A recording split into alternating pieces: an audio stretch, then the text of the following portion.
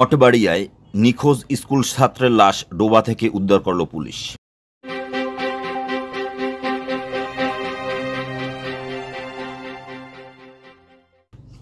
বাবার পা ভেঙে যাওয়ায় আয় করতে পারছেন না। তামিমের বাবা 4 মাস আগে হাসপাতালের কাজ করতে গিয়ে ছাদ থেকে পড়ে গিয়ে একটি পা ভেঙে যায়। সংসারে চরম অভাবের সংসারে কিছুটা সচ্ছলতা ফেরাতে 5ম শ্রেণীতে পড়ুয়া স্কুল ছাত্র তামিম লেখাপড়া করার পাশাপাশি ব্যাটারি চালিত অটোরিকশা চালাতো।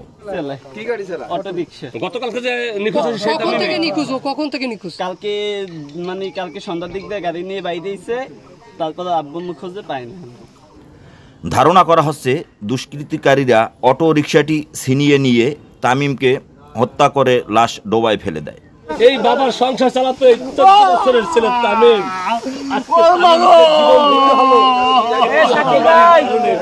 জীবন দিতে হলো। দর্শক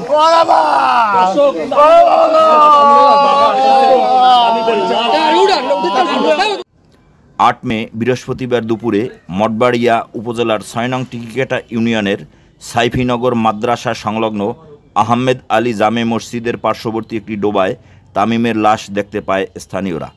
যেটা আমরা বুঝলাম, এই ছেলে একটা অটোরিকশা চালক। কালকের এটা নিখোঁজের একটা সংবাদ আমরা শুনছি, এই ছেলের নিখোঁজ অটোরিকশা সহ। তো আজকের এই ছেলের লাশ এখানে পাওয়া গেছে, এই যে আপনার আলাদার বাড়ির এই জামে মসজিদের পাশে, এবং তার অটোরিকশা সহ। তা আমাদের এখন যেটা মনে হচ্ছে তারে মেরে মারিয়া এই গাড়ি নিয়ে গেছে, তার গাড়ি নিয়ে গেছে। খুবই মর্মান্তিক ঘটনা এবং সবাই সজাগ থাকা উচিত। আজকাল একটা চক্র বের হয়েছে, মারি ফেলাইয়া অটোরিকশা মানুষের জীবন দিতে হলো একটা গাড়ির জন্য। সবাই সতর্ক অটোরিকশা চালাইতো। আপনাদের জনপ্রতিনিধি হিসেবে বিষয়টা আপনি কিভাবে দেখছেন? আসলে অত্যন্ত মর্মান্তিক এবং খুবই দুঃখজনক। আমরা খুবই গভীর শোক প্রকাশ করতেছি। আমাদের টিকিট না পরে থানায় খবর দিলে থানা পুলিশ ঘটনাস্থলে গিয়ে তামিমের লাশ উদ্ধার করেন।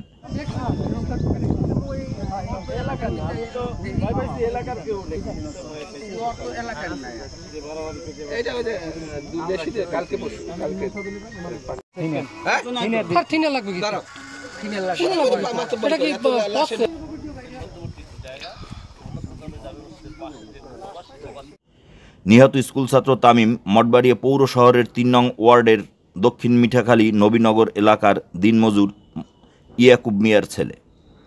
পারিবারিক সূত্রে জানা যায়, তামিম 7 মে বুধবার দুপুরের পর অটো রিকশাটি চালানোর জন্য নিয়ে ঘর থেকে বের হয়ে আর বাসায় ফেরেনি।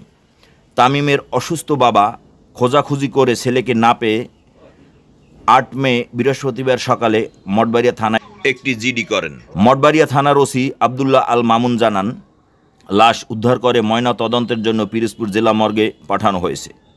এ ঘটনায় থানায় মামলা হয়েছে। তিনি আশা করছেন শীঘ্রই আসামি শনাক্তপূর্বক আইনের আওতায় আনতে সক্ষম হবেন।